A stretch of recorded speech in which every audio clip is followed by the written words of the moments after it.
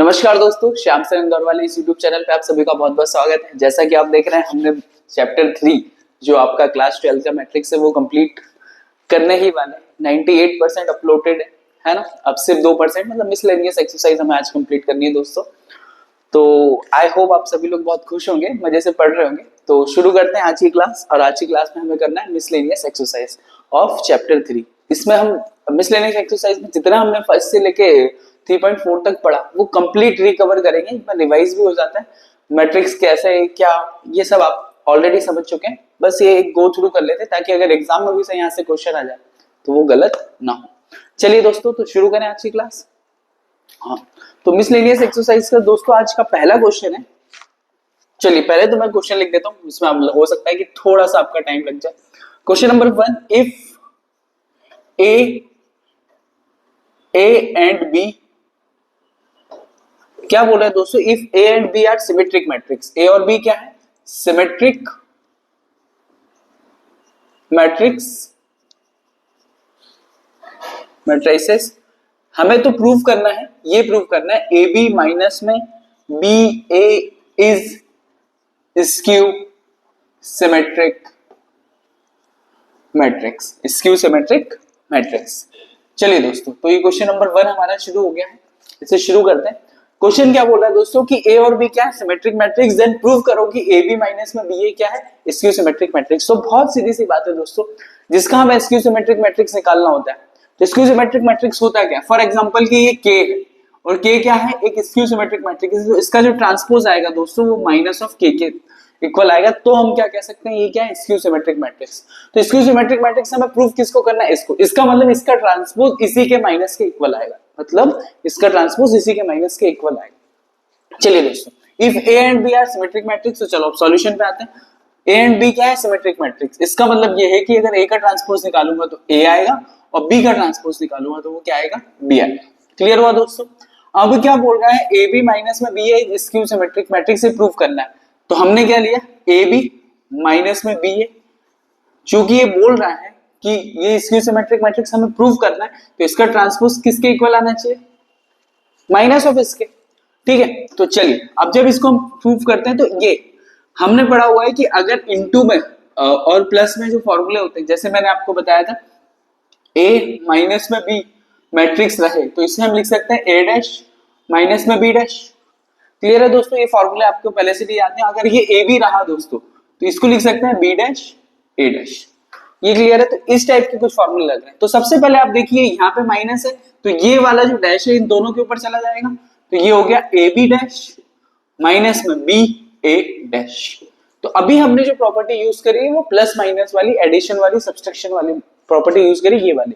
अब second number पे दोस्तों हमें क्या करना है? ये वाला जो ट्रांसपोज है इसको अंदर भेजेंगे। तो ये दोनों इनटू में है, ध्यान से देखिए, ये दोनों किसमें? इनटू में है। तो इनटू के अंदर क्या होता है? ये आगे पीछे हो जाते हैं, मतलब ये हो जाएगा बी डैश ए डैश, ये हो जाएगा A dash B dash. I think आपको क्लियर हो रहा होगा, बड़ा सिंपल सा है। चलिए दोस्तों, बी डैश को हम यहाँ से क्या लिख सकते हैं? बी लिख सकते हैं, ध्यान से देखिए। ए डैश को क्या लिख सकते हैं? ए लिख सकते हैं। माइनस में ए डैश को फिर से ए लिख देंगे और बी डैश को क्या लिख देंगे? बी। दोस्तों क्या इसमें से मैं माइनस साइन कॉमन ले सकता हूँ? देखो, अगर माइनस साइन लेने के बाद ये आ जाएगा ए बी, ये नेगेटिव वाला हो गया पॉजिटिव और ये जो पॉजिटिव वाला है ये क्या हो गया? नेगेटिव। तो ध्यान से देखिए, क्या ए बी माइनस में बी ए डैश का माइनस में ये दिख रहा है? ए बी माइनस में बी ए डैश। देखो इसका ट्रांसपोज इसी के माइनस के इक्वल आ रहा है, ए बी माइनस में बी डैश। तो हम कह सकते हैं हेंस ए बी माइनस में B A dash B A is skew symmetric matrix. ठीक है दोस्तों, मैट्रिसेस से दो। ठीक है दोस्तों, तो ये आई थिंक क्लियर हुआ। तो क्वेश्चन नंबर दोस्तों 1 हमारा कंप्लीट होता है। अब हम स्पीड में बढ़ते हैं क्वेश्चन नंबर 2 की तरफ।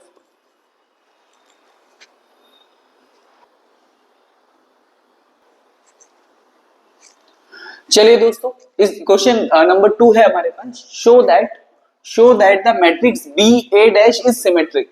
हमें क्या बोल रहे हैं कि बी ए डैश क्या है? सिमेट्रिक है according to the A symmetric और स्क्यू सिमेट्रिक। तो हमें दोस्तों इस क्वेश्चन में क्या करना है? ये क्वेश्चन पूछ रहा है कि अगर आपका ए सिमेट्रिक रहे, है ना। अगर ए आपका क्या है, सिमेट्रिक है, तो आप इसे सिमेट्रिक प्रूव करो।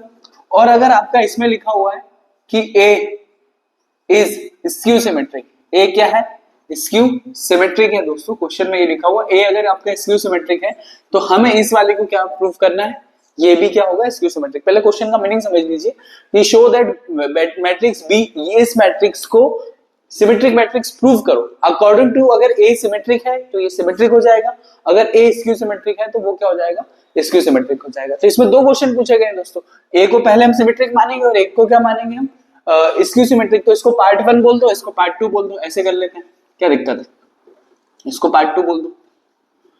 चलिए दोस्तों, तो ए क्या है दोस्तों, सिमेट्रिक। ए क्या है दोस्तों, सिमेट्रिक। तो सिमेट्रिक का मतलब क्या होता है, ए डैश बराबर ए के आ जाए, बस सीधी सी बात है। चलिए, तो बी ए बी, इसका क्या करना है दोस्तों, इसका क्या करना है हमें, अच्छा ये पहले अगर ए सिमेट्रिक है तो इसको सिमेट्रिक प्रूव करना है, तो सिमेट्रिक प्रूव करने के लिए पहले हम इसका क्या करते हैं, ट्रांसपोज। जब कभी भी तीन मैट्रिक्स के ट्रांसपोज आ जाए तो दोस्तों मिडिल वाले को आप वैसा का वैसे ही रखे देंगे और आगे और पीछे वाले को सेपरेट कर देंगे। तो ये बी वाला आगे आ जाएगा और ये आगे वाला बी डैश यहाँ आ जाएगा। अब आप ध्यान से समझेंगे, ये जो ट्रांसपोज है, अभी मैंने सिर्फ क्या करा, इन तीनों को रिप्लेस किया, बी आगे आ गया, ये बी डैश पीछे चला गया।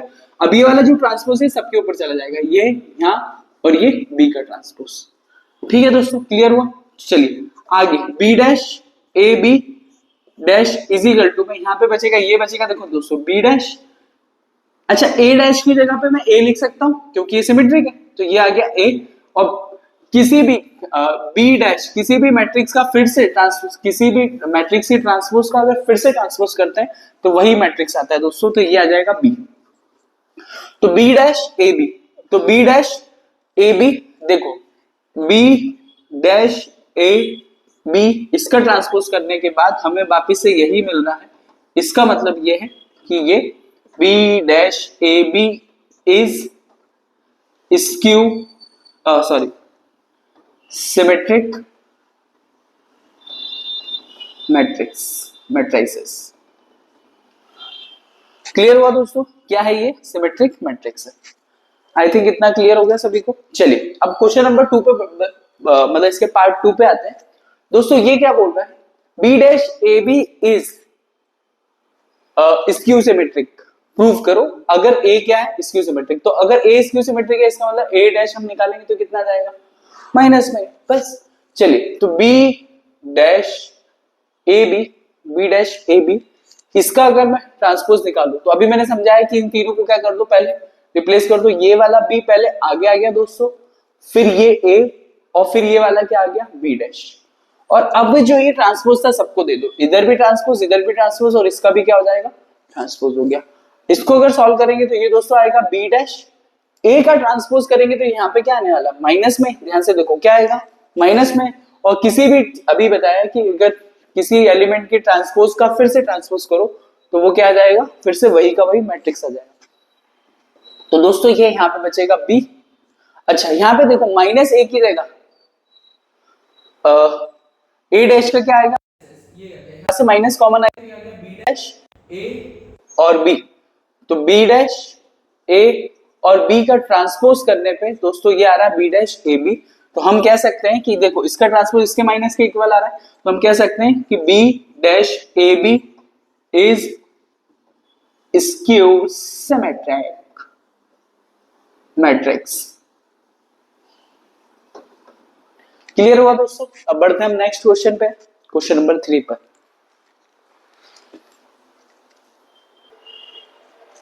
चलिए दोस्तों अब बढ़ते हैं क्वेश्चन नंबर 3 की तरफ। और क्वेश्चन नंबर 3 हमने बोर्ड पे पहले ही लिख दिया दोस्तों।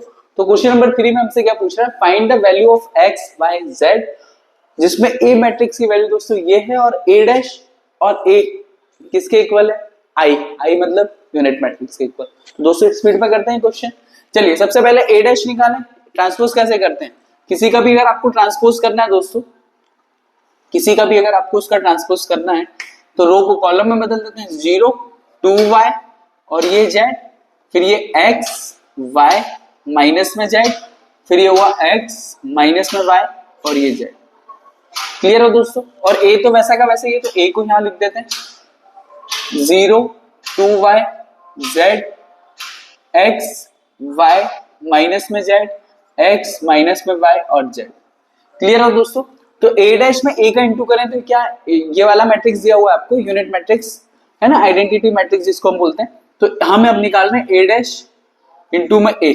चलिए पहले इंटू करते हैं, 0 का 0 में इंटू हुआ तो 0, फिर पहली रो का फर्स्ट रो का फर्स्ट कॉलम में इंटू, x का x में इंटू हुआ तो ये हो गया दोस्तों एक्स स्क्वायर, और फिर x का x में इंटू हुआ तो प्लस में एक्स स्क्वायर।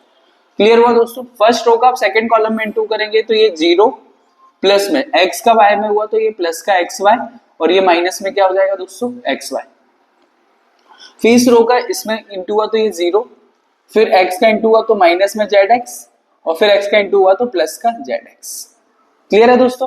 चलिए फर्स्ट रो खत्म हो गई, अब सेकंड रो पे आते हैं। Second row first column, 2y का 0 में इंटू हुआ तो 0, y का x में इंटू हुआ तो प्लस का xy दोस्तों, माइनस का yx। चलिए 2y का 2y में इंटू करेंगे तो ये हो जाएगा 2y स्क्वायर दोस्तों, सॉरी 2 2 जा 4, ये गलत कर दिया मैंने, 4y स्क्वायर, और फिर y का y में इंटू करेंगे तो ये हो जाएगा y स्क्वायर, और फिर माइनस y का इंटू करेंगे तो ये प्लस का y स्क्वायर। क्लियर हुआ दोस्तों? अब इसका 2y का इसमें इंटू करेंगे तो ये हो जाएगा 2yz माइनस में yz दोस्तों, और ये माइनस में फिर से yz। सेकेंड रो भी हमारी फ्री हो गई।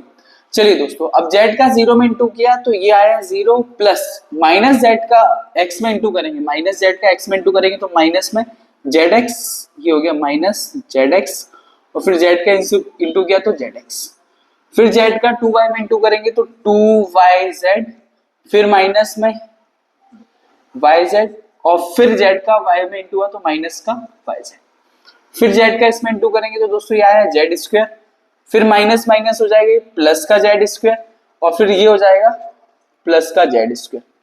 क्लियर हुआ दोस्तों? अगर आपको उस वीडियो में दिख रहा हो तो मैं यहाँ पे फाइनल वैल्यू इसकी लिखने वाला हूँ। देखिए एक्स स्क्वायर और एक्स स्क्वायर ये कितना हो गया 2x स्क्वायर, एक्स वाई से एक्स वाई कैंसिल हो गया, अच्छा यहाँ से yz से yz कैंसिल हो गया, तो फर्स्ट रो में तो ये एलिमेंट हमारे हाथ लगे। अच्छा यहाँ से एक्स वाई कैंसिल तो ये 0, यहाँ पे 4y स्क्वायर 5y स्क्वायर ये हो जाएगा 6y स्क्वायर।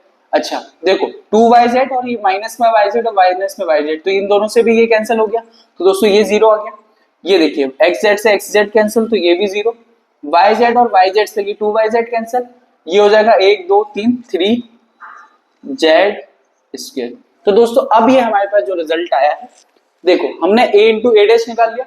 अब हमें क्वेश्चन में दे रखा है a इंटू a डैश किसके इक्वल है i के, तो a डैश की वैल्यू कितनी है a इंटू a डैश, इसकी जो वैल्यू है हमारे पास देखिए 2x square 0 0 0 6y square 0 0 0 3z square, इसके इक्वल कितना दिया है आइडेंटिटी मैट्रिक्स। अच्छा ये किस ऑर्डर का होगा 3/3, क्योंकि अगर ये मैट्रिक्स 3/3 का है तो ये भी कितना हो जाएगा 3/3 का, 0 0 0। कितना सिंपल सा क्वेश्चन था दोस्तों। चलिए 2x स्क्वायर जब हम कंपैरिजन करेंगे तो ये किसके इक्वल दिया है 1 के, फिर 6y स्क्वायर ये भी 1 के, और फिर दिया है 3z स्क्वायर तो ये भी किसका है 1 के। अच्छा x स्क्वायर की वैल्यू निकालेंगे तो ये हो जाएगा देखो 1/2, और यहाँ से जब स्क्वायर यहाँ जाएगा तो दोस्तों क्या हो जाएगा ये 1 में √2।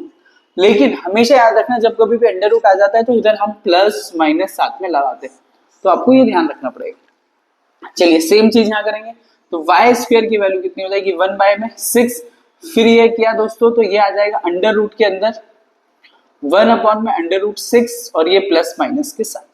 सेम z के साथ करेंगे तो z स्क्वायर बराबर में 1/3, और ये आ गया दोस्तों अंडर रूट के अंदर प्लस माइनस। तो ये x y z की दो सारी वैल्यू हमारी कैलकुलेट हो गई दोस्तों।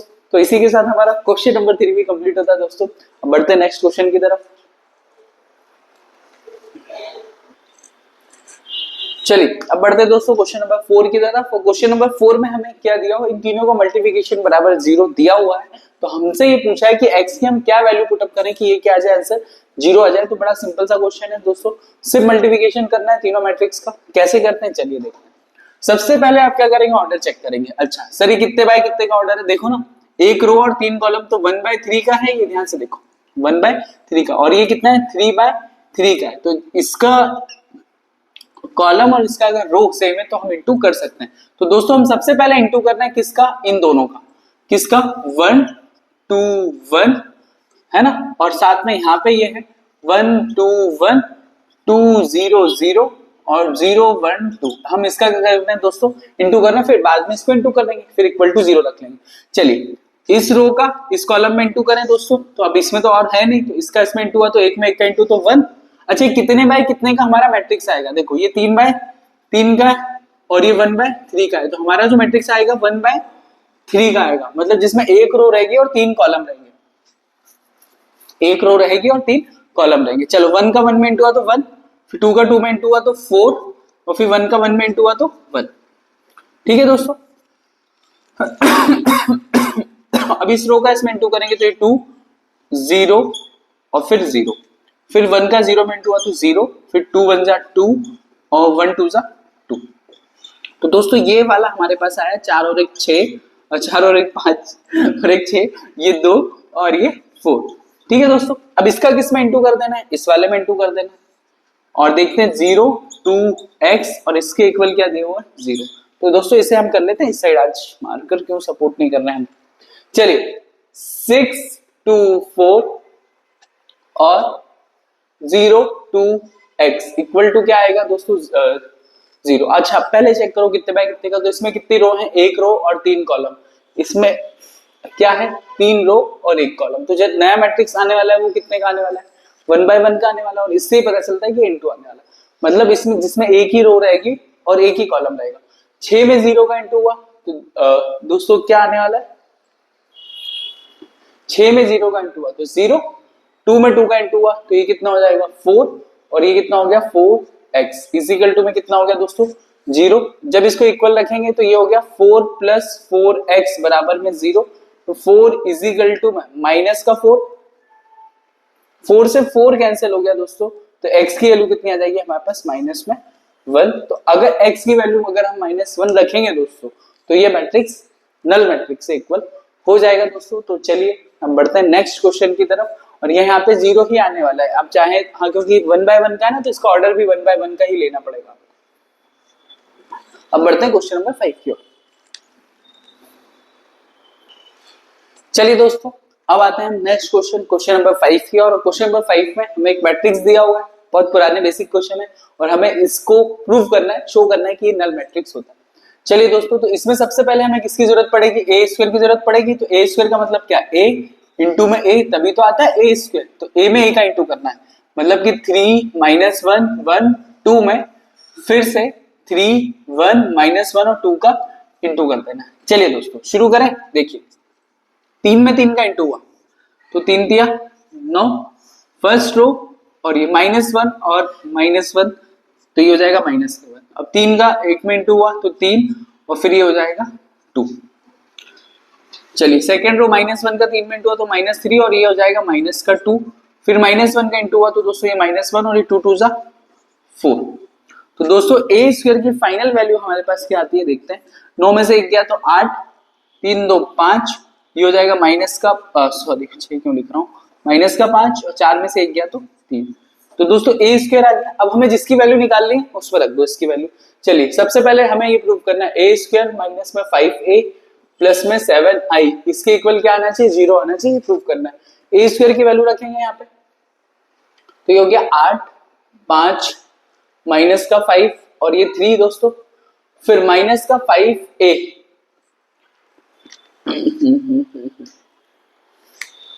माइनस का 5a, a की वैल्यू कितनी है दोस्तों 3 1 माइनस का 1 और 2 प्लस में 7, i की वैल्यू कितनी है दोस्तों, i की वैल्यू है 1 1 0 0। बस चलिए इंटू कर लीजिए पहले, तो ये आएगा 8 5 माइनस का 5 और ये 3, इसमें तो कोई चेंज ही नहीं है। -5 सिर्फ -5 का नहीं, सिर्फ 5 का इंटू करेंगे हम यहाँ पे, तो ये आ गया 15 5 माइनस का 5 और ये हो जाएगा 10 प्लस का ये हो जाएगा 7 0 0 7। चलिए देखिए, देखो ध्यान से देखो, 8 माइनस में 15 तो ये बचेगा माइनस का 7 और ये प्लस का 7, तो ये वाला मैट्रिक्स पहला वाला आ गया 0। 5 में से 5 गए तो ये भी 0 हो गया, और यहाँ तो 0 ही ऑलरेडी। चलिए माइनस का 5 और ये प्लस का 5, तो ये भी हो गया 0। देखो 3 और ये लिखा है माइनस में 10 और ये प्लस का 7, तो ये 7 और 3 10, तो ये भी क्या आ गया 10। तो ये प्रूव होता है कि ये क्या है, हमारा एक नल मैट्रिक्स होगा। तो दोस्तों क्वेश्चन नंबर 5 भी कंप्लीट होता है, सिंपल सा क्वेश्चन था। आगे बढ़ते हैं। चलिए दोस्तों अब बढ़ते हैं क्वेश्चन नंबर 6 की ओर। और क्वेश्चन नंबर 6 क्या है दोस्तों, देखिए इसका इनटू करने पे 0 है, तो हमें क्या निकालना है, x की वैल्यू फाइंड आउट करना है। तो बस वही बेसिक सा काम है। सबसे पहले ये कितने बाय कितने का मैट्रिक्स है, तो आप देखोगे तो 3 रो और 1 कॉलम, और ये 3 बाय 3 का, सॉरी उल्टा लिख दिया, 1 रो और 3 कॉलम। ठीक है 1 बाय 3 का, तो 3 बाय 3 का, इसलिए अभी ये कर सकते हो। नया मैट्रिक्स आने वाला है 1 बाय 3 का, जिसमें 1 रो रहेगी और 3 कॉलम रहेंगे। चलिए दोस्तों x का इस पूरे में इंटू, देखो इस रो का इस पूरे में इंटू करेंगे तो x में 1 का इंटू हुआ तो x, फिर 0, फिर -1 का इंटू हुआ तो ये कितना हो गया -2। क्लियर हुआ दोस्तों। फिर x का 0 में इंटू हुआ तो 0, फिर -5 का इंटू होगा तो ये हो जाएगा -10, और फिर -1 तो ये हो जाएगा प्लस का 0। इस x का 2 में इंटू हुआ तो दोस्तों ये आया 2x, फिर -5 का इंटू हुआ तो माइनस का 5, और ये कितना हो जाएगा -3, और ये यहाँ पे दिया हुआ x 4 1, और इसके इक्वल नल मैट्रिक्स है, 0 मैट्रिक्स है। ठीक है दोस्तों। चलिए ये हो जाएगा दोस्तों, ध्यान से देखो x माइनस में 2, यहाँ पे बचेगा -10, और यहाँ पे बचेगा कितना 2x माइनस का 8, और यहाँ पे ये मैट्रिक्स है हमारे पास x 4 1 दोस्तों। चलिए आगे बढ़े। इजिकल टू में क्या है 0। चलिए दोस्तों ये कितने बाय कितने का, 1 रो और 3 कॉलम, इसमें 3 रो और 1 कॉलम, तो 1 बाय 1 का ही एक मैट्रिक्स आने वाला है। चलिए इस 2x माइनस में 2 का यहाँ इंटू करेंगे तो ये हो जाएगा x माइनस में 2 इंटू में x, फिर -10 का 4 में इंटू करेंगे तो ये हो जाएगा प्लस माइनस का, आराम से माइनस का 40 दोस्तों, और फिर 2x माइनस में 8 का इधर इंटू करेंगे तो दोस्तों ये बचेगा प्लस में 2x माइनस में 8, और इसके इक्वल हमको दिया हुआ एक 0 मैट्रिक्स, मतलब नल मैट्रिक्स। क्लियर हुआ दोस्तों। आगे बढ़ते हैं। देखिए इस x का अंदर इंटू होगा तो ये हमारे पास बचेगा x² माइनस में 2x। ध्यान से देखिए x² माइनस में 2x, फिर बचा हमारे पास माइनस का 40 प्लस में 2x, और फिर बचा हुआ हमारे पास माइनस का 8 इक्वल टू 0। इसको सॉल्व करें, देखो 2x से 2x कैंसिल हो गया, माइनस का 40 और माइनस का 8, तो ये कितना हो गया माइनस का 48, 48 इज इक्वल टू में 0। बस अब क्या बचा है x² इज इक्वल टू में, इसको ये नेगेटिव है तो इधर आ जाएगा 48। अच्छा इधर से स्क्वायर है तो इसके ऊपर क्या आने वाला है अंडर रूट, तो ये हो गया अंडर रूट में 48। अब अंडर रूट जब भी आएगा तो इसके आगे प्लस माइनस तो आता है, तो चाहे आंसर इसको ये लिख दीजिए, या फिर इसको हम ऐसा भी तो लिख सकते हैं दोस्तों 16 48, तो 16 का 4 बाहर आ जाएगा, तो x इज इक्वल टू में प्लस माइनस 4 अंडर रूट में 3। तो ये हमारा आंसर हो जाएगा क्वेश्चन नंबर 6 का। बड़ा सिंपल सा क्वेश्चन था। अब बढ़ते हैं क्वेश्चन नंबर 7 की ओर।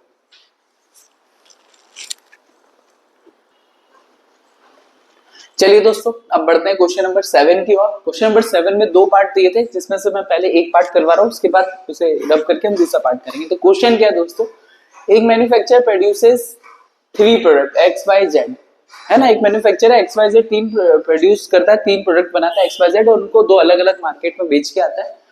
तो जो प्रोडक्ट बेचता है, जैसे ये अगर X है, ये Y है, ये Z, ठीक है दोस्तों। तो पहले मार्केट में X वाले जो प्रोडक्ट बिकते हैं 10,000, Y वाले 2,000 और ये 18,000, सेम सेकंड वाले मार्केट में हमको दिया हुआ है।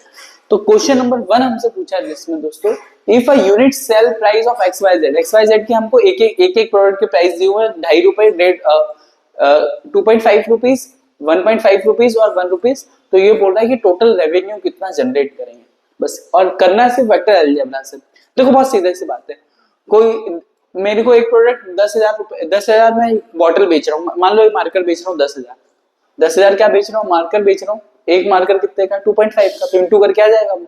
ऐसी सेम चीज है, पर इसको करना किससे, वेक्टर अलजेब्रा से। इसलिए इसका पहले क्या करना पड़ेगा, हमको अलजेब्रा वेक्टर का वो बनाना पड़ेगा अलजेब्रा, जैसे मार्केट 1 और मार्केट 2। तो दोस्तों ये हमारे प्रोडक्ट है, ये है 10,000, ये क्या है 2,000, और ये कितना है 18,000। 8,000। ये कितना 6,000, ये कितना है 20,000, और ये कितना है हमारे पास 8,000। क्लियर हुआ दोस्तों? अब ये चूंकि अच्छा कितने बाय कितने का मैट्रिक्स है, पहले शांति से देखो। तो ये मैट्रिक्स है हमारे पास 2/3 का मैट्रिक्स है, 2/3 का मैट्रिक्स है। अब इसमें जो प्राइस है वो किस टाइप के रखना पड़ेंगे, रो में रखें या कॉलम में, ये कैसे डिसाइड होगा?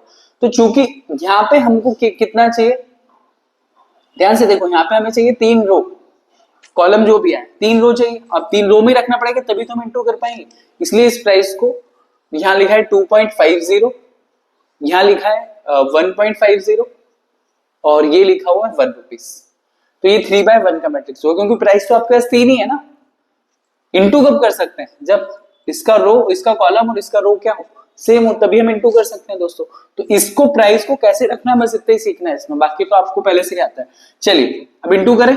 अच्छा इंटू करने पे जो रिजल्ट आएगा, अच्छा इसमें कितनी 2 रो है 3 कॉलम में, तो 2/1 का हमारे पास रिजल्ट आएगा, जिसमें 2 रो रहेंगे और एक ही कॉलम रहेगा।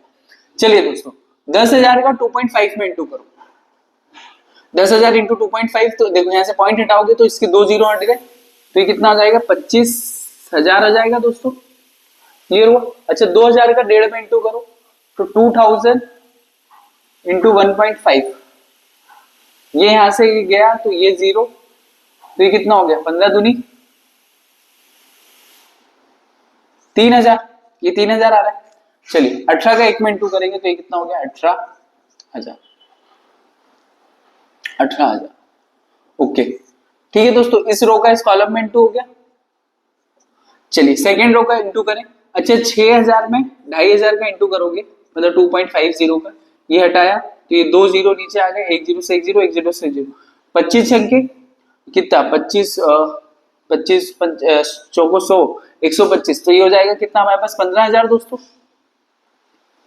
ठीक है चलिए 20,000 का 1.5 में इंटू करें तो कितना हो जाएगा दोस्तों। 20,000 का जैसे 1.5 में इंटू करते हैं हम लोग, तो 20,000 इंटू 1.50, ये 1 जीरो से ये 0, 1 जीरो से 1 जीरो, 15 दूनी 30, तो ये कितना हो गया 30,000 हो गया दोस्तों। ये वाला कितना आ जाएगा 30,000, और 8,000 में 1 का इंटू करेंगे तो कितना हो गया 8,000। चलिए दोस्तों तो पहले वाले से कितना आ जाएगा प्रोडक्ट 25,000 और 18,000 और 3,000, 25,000 18,000 और 3,000, इसको जोड़ते हैं 25 18 18 और 3 कितना हो जाएगा 21। हाँ तो कितना हो जाएगा 5 और 1 6, तो ये टोटल कितना आ जाएगा दोस्तों 46,000 के आसपास, 46,000। अच्छा 15,000 और 30,000, 15 और 30 कितना हो जाएगा 45, 45 और 8 ये हो गया 53,000। तो दोस्तों ये जो हमारा फर्स्ट वाले का आंसर आएगा कि if a unit cell of a price, तो उसने पूछा है ना total revenue in each market, तो पहले वाले मार्केट से उसको रेवेन्यू जनरेट होगा 46,000, दूसरे मार्केट से कितना होगा 53,000 दोस्तों। तो चलिए अब बढ़ते हैं, बस ये इंटू ही करना था आपको सिंपल सा। अब बढ़ते हैं इसके सेकेंड पार्ट की तरफ।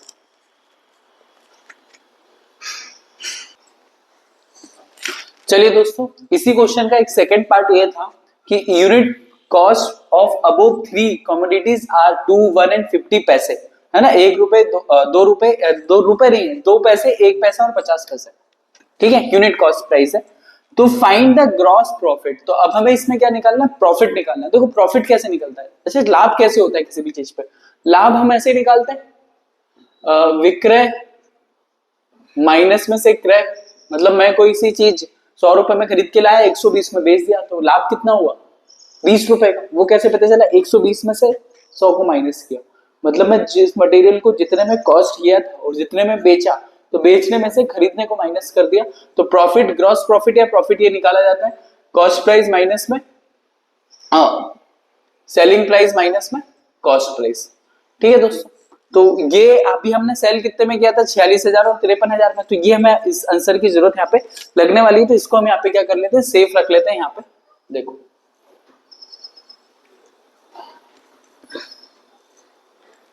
46,000 और 53,000, तो मैं यहां लिख देता हूं 46,000 और 53,000।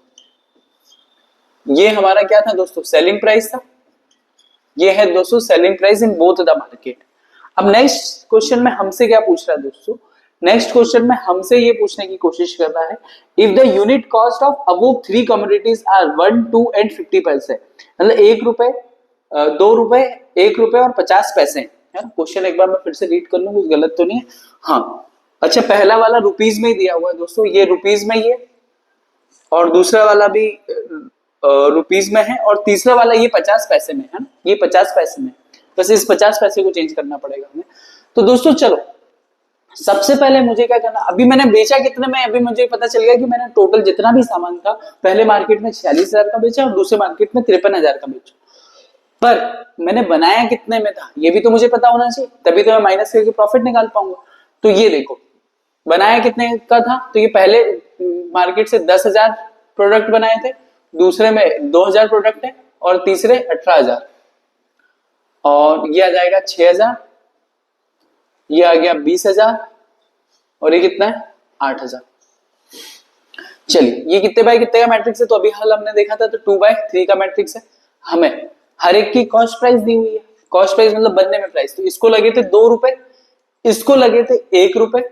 अच्छा, 50 पैसे का मतलब कितना, 50 पैसे का मतलब आधा रुपया है ना, और पैसे को रुपए में बदलना है तो 100 से डिवाइड कर दो, तो ये 50 दूनी, तो ये आ जाएगा कितना 1/2, तो ये आ गया 1/2 या 0.5 लिख लो या 1/2 लिख लो, बात एक, इसको ऐसे में ही लिखना है। ये हमारी क्या है, कॉस्ट प्राइस है, तो हमारी टोटल कॉस्ट प्राइस आ जाएगी, टोटल सेलिंग प्राइस है, सेलिंग प्राइस में से कॉस्ट प्राइस माइनस कर देंगे तो हमारा टोटल ग्रॉस प्रॉफिट जो क्वेश्चन ने पूछा है वो निकल आया। क्लियर है दोस्तों, चलो इंटू करना है, इसमें 2 का इंटू करेंगे, 10,000 में 2 का इंटू करेंगे तो कितना हो जाएगा 20,000।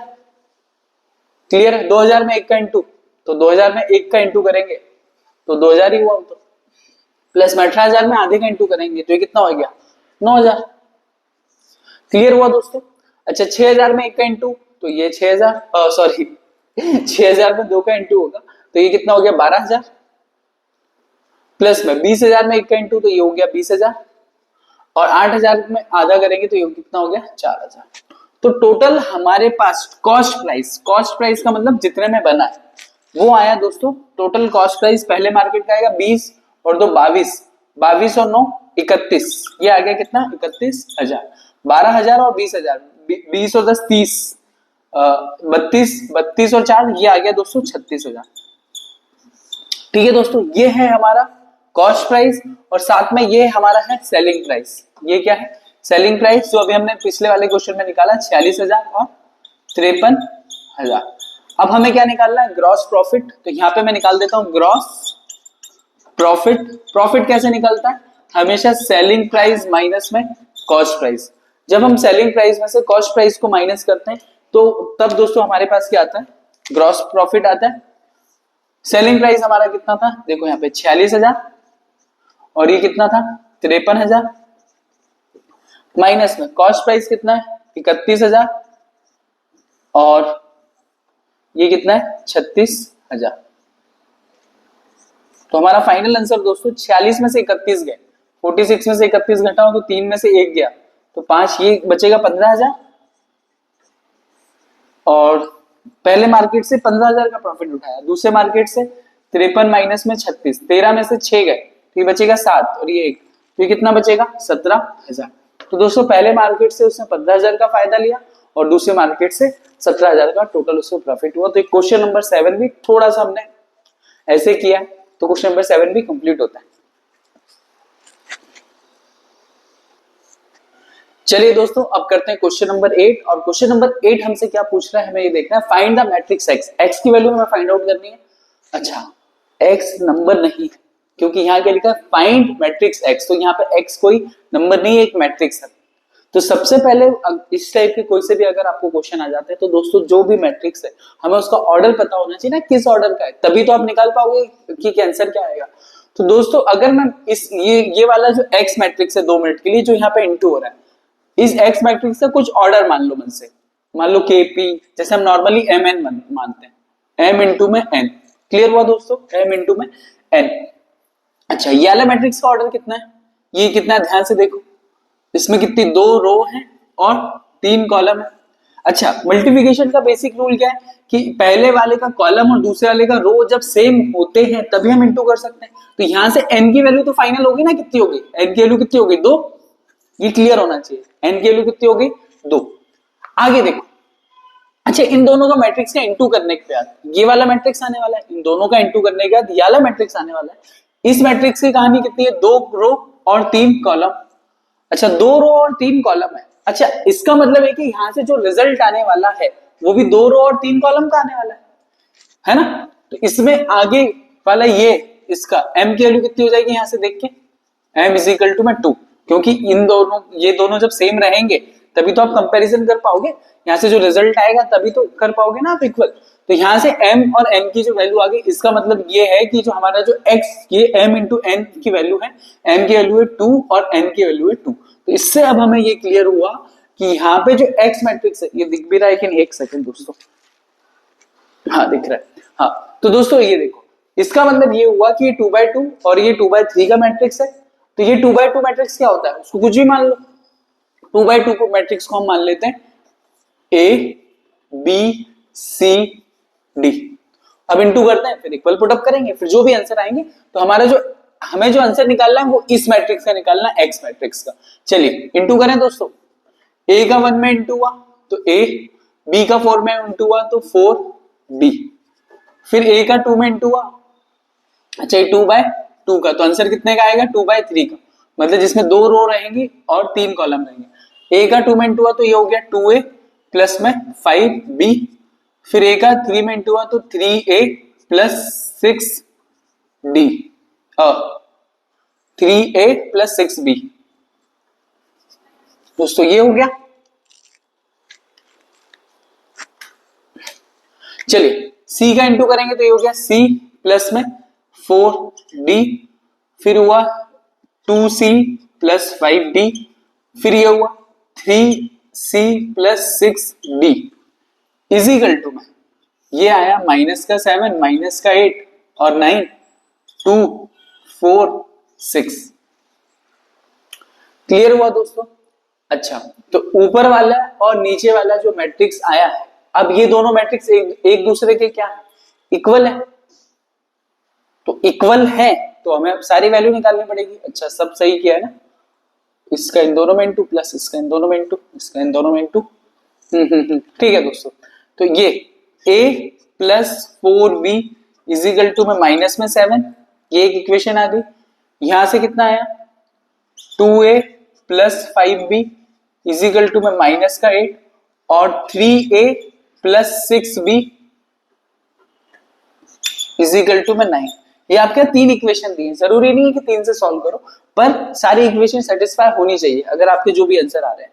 तो चलो, क्या इसमें 2 का इंटू कर लूं मैं दोस्तों, ताकि ये दोनों इक्वेशन इक्वल हो जाए। पहले ऊपर वाले को सॉल्व करते हैं। जैसे इसमें 2 का इंटू होगा तो ये 2a प्लस में 8b माइनस में 14, और इस वाले को सॉल्व करें तो 2a प्लस में 5b माइनस में 8। चलिए सॉल्व करें इसको, तो ये हो गया माइनस दोस्तों, ये भी माइनस और ये हो गया प्लस। तो 2a से 2a कैंसिल, 8b में से 5b गए तो ये कितना आ गया 3b। कितना आ गया दोस्तों, ध्यान से देखो, ये आ गया 3b, और 14 में से 8 जाएंगे तो कितना 6 बचेगा, तो ये बचेगा हमारे पास कितना 6, और ये बचेगा माइनस का 6। तो p की वैल्यू कितनी आ गई माइनस का 2। अगर आंसर आ गया तो इसका मतलब ये नहीं कि ये सही ही है, हमें पूरा क्रॉस चेक करना पड़ेगा। b की वैल्यू माइनस में 2 आ गई तो किसी भी एक इक्वेशन में रख दीजिए। तो मैं ये इक्वेशन में रख देता हूं, a प्लस 4 माइनस में 2 बराबर में माइनस में 7। तो ये हो गया कितना 4 दूनी 8, ये दोस्तों कितना हो गया माइनस का 8 बराबर माइनस का 7। ये 8 इधर आया तो a is equal to minus का 7 प्लस का 8, तो ये वैल्यू बचेगी 1। तो a की वैल्यू कितनी आ गई दोस्तों 1। अब ये दोनों वैल्यू इन तीनों इक्वेशन में रख के देखेंगे सही आ रही है या नहीं। अगर सही आ रही है तो ही सही है, अदरवाइज ये वैल्यू क्या हो जाएगी, गलत हो जाएगी। चलिए दोस्तों क्रॉस चेक करके देखते हैं। देखो b की वैल्यू कितनी है माइनस में 2 और a की वैल्यू कितनी है 1, तो 1 प्लस में 4 इंटू में माइनस का 2, तो ये कितना हो गया देखो 4 दूनी 8, 8 में से 1 जाएगा तो 7, मतलब याली इक्वेशन को तो सेटिस्फाई कर रहा है। क्या याली इक्वेशन को भी सेटिस्फाई कर रहा है। देखो a की वैल्यू कितनी है 1, तो ये 2 आ जाएगा, ये कितना आ जाएगा माइनस का 10, तो ये माइनस का 8। क्या ये दोनों वैल्यू इसको भी सेटिस्फाई कर रही है, चलो चेक करते हैं। a की वैल्यू कितनी है 1, तो ये 3, और ये कितना हो जाएगा 6 इंटू में ये माइनस का कितना 2, तो 6 दूनी 12, 12 में से 3 गए तो ये कितना आ जाएगा हमारे पास 9 आ जाएगा दोस्तों। तो ये हमारी इक्वेशन की सारी वैल्यू सही है, कुछ गलत तो नहीं करना है दोस्तों।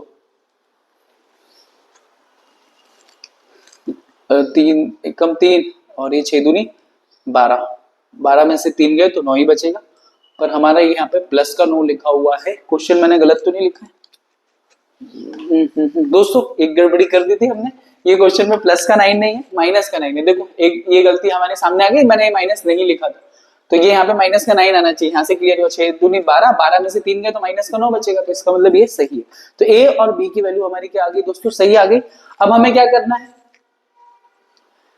सी प्लस, चलो इसका इससे कंपेरिजन लिया, सी प्लस 4d का 2 से कंपेरिजन करेंगे तो C plus 4d is equal to में 2 और 2c plus 5d is equal to में 4 और लास्ट इक्वेशन है हमारी 3c plus 6d is equal to में 6। तो दोस्तों इसे हमें सॉल्व करना है। चलिए यहाँ पे 2c और यहाँ पे 2 नहीं है तो 2 का इंटू कर लो, बात ही खत्म हो गई। तो ये हो गया 2c प्लस में 4 दूनी 8d बराबर में 4।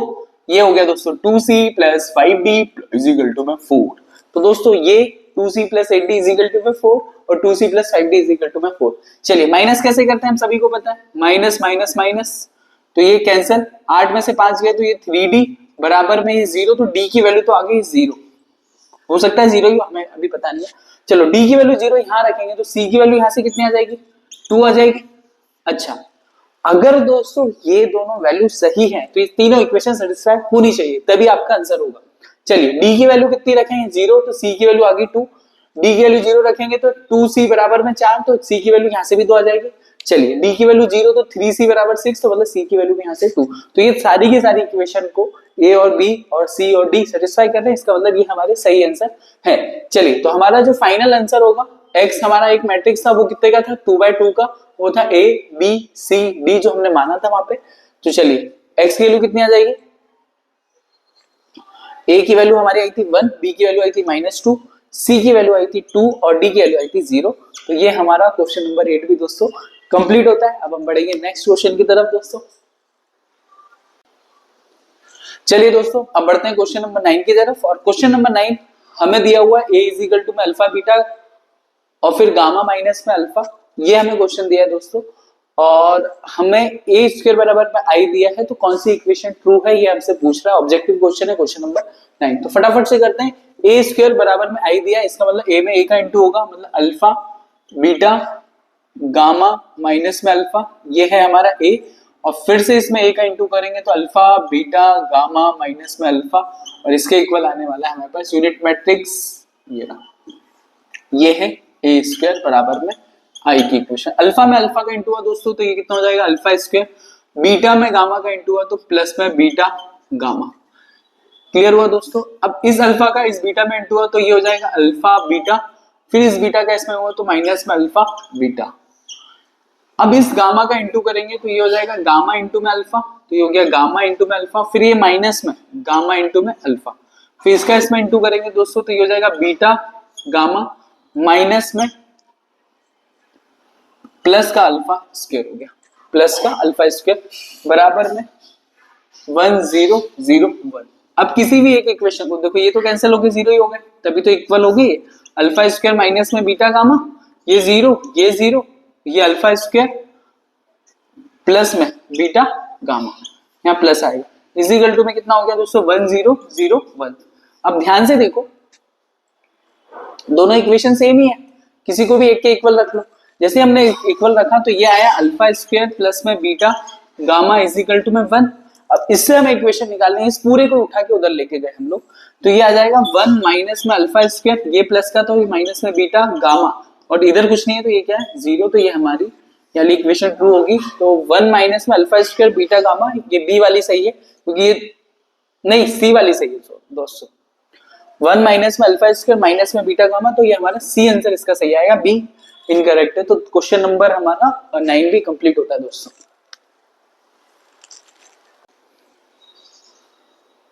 चलिए दोस्तों अब बढ़ते हैं क्वेश्चन नंबर 10 की तरफ। और क्वेश्चन नंबर 10 है हमारे पास, अगर ए बोथ सिमेट्रिक और इसकी सिमेट्रिक मैट्रिक्स दोनों हैं तो इसमें से कौन सा स्टेटमेंट पूरा का पूरा सही है, ये हमें प्रूव करना है। अच्छा, एक मैट्रिक्स सिमेट्रिक भी है और एक मैट्रिक्स स्क्यू सिमेट्रिक भी है, तो वो मैट्रिक्स क्या होगा? अच्छा, मैट्रिक्स सिमेट्रिक है, इसका मतलब कि ए का अगर ट्रांसपोज है वो ए के इक्वल आएगा। क्लियर हुआ? अच्छा, अगर इसका अगर ट्रांसपोज, और ये क्वेश्चन नहीं ये भी बोला है कि ये स्क्यू सिमेट्रिक है, मतलब इसका अगर माइनस करें तो ये -1 के इक्वल आएगा। क्लियर हो रहा है दोस्तों? अब ये दो इक्वेशन मिल गई आपको। अब एक काम करो, इक्वेशन नंबर 1 और 2 को जोड़ दो, क्योंकि प्रूफ रहेगी तो वो आगे के लिए भी प्रूफ रहेगी। तो क्या हुआ, इसको जोड़ा इसको जोड़ा, तो ये कैंसिल होकर इधर आ जाएगा 0 और ये आ जाएगा 2a का ट्रांसपोज। तो a का ट्रांसपोज बराबर में 0 आया और इधर 0 भी नीचे गया, तो a ट्रांसपोज बराबर में क्या आएगा, 0 मैट्रिक्स। तो इससे ये पता चल रहा है कि a ट्रांसपोज एक क्या है, नल मैट्रिक्स है। a का ट्रांसपोज क्या है दोस्तों, एक नल मैट्रिक्स है।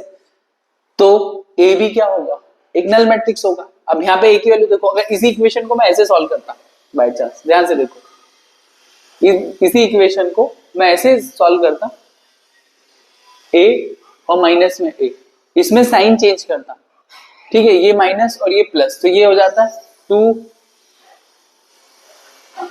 ये कैंसिल हो जाता है तो ये हो जाता है 0 और ये हो जाता है 2a। तो a मैट्रिक्स कितना आ जाता है हमारे पास, नल मैट्रिक्स, मतलब एक 0 मैट्रिक्स। अगर कोई सा मैट्रिक्स याद ही कर लो, सिमेट्रिक और स्क्यू सिमेट्रिक दोनों है, सिमेट्रिक और स्क्यू सिमेट्रिक दोनों है, तो वो 0 मैट्रिक्स ही होगा, अदरवाइज कोई और मैट्रिक्स पॉसिबल ही नहीं होता।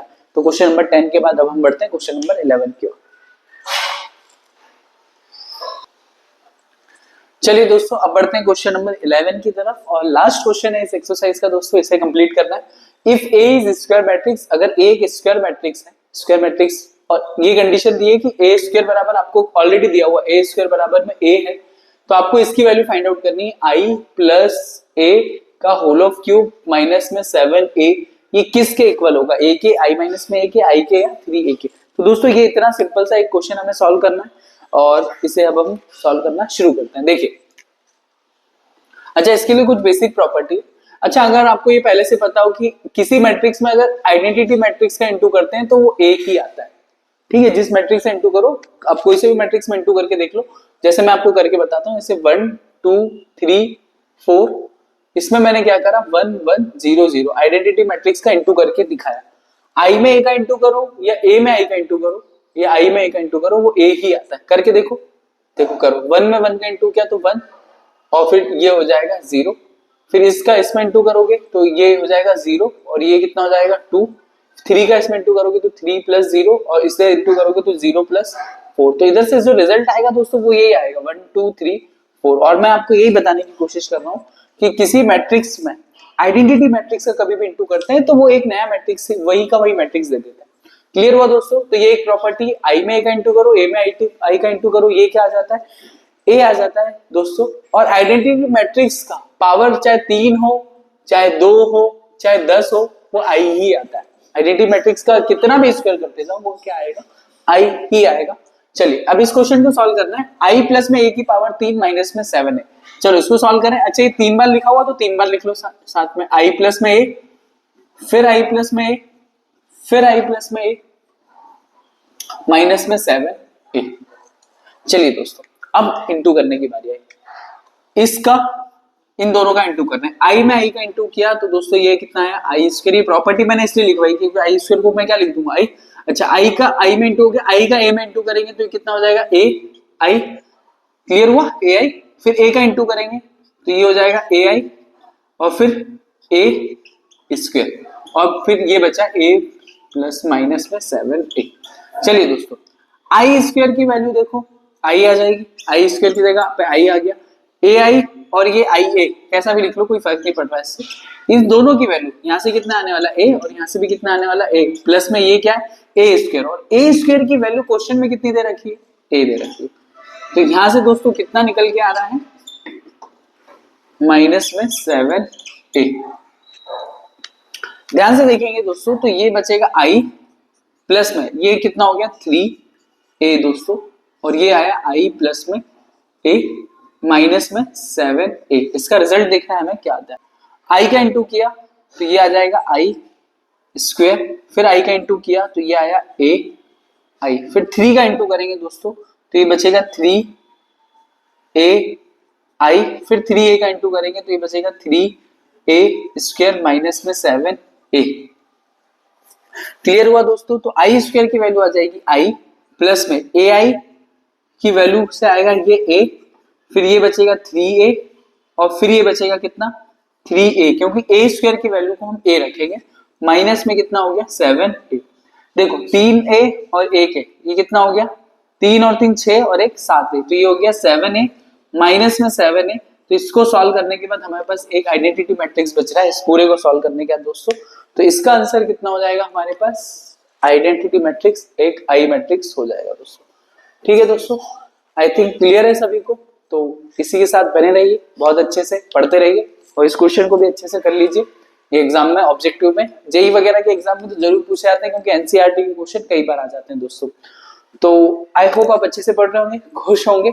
और इसके बाद कौन सा चैप्टर करना है आप कमेंट सेक्शन में डाल सकते हैं, ताकि मैं उस हिसाब से आपको नेक्स्ट चैप्टर शुरू करूं। अदरवाइज हम लो वाइज तो चल ही रहे हैं।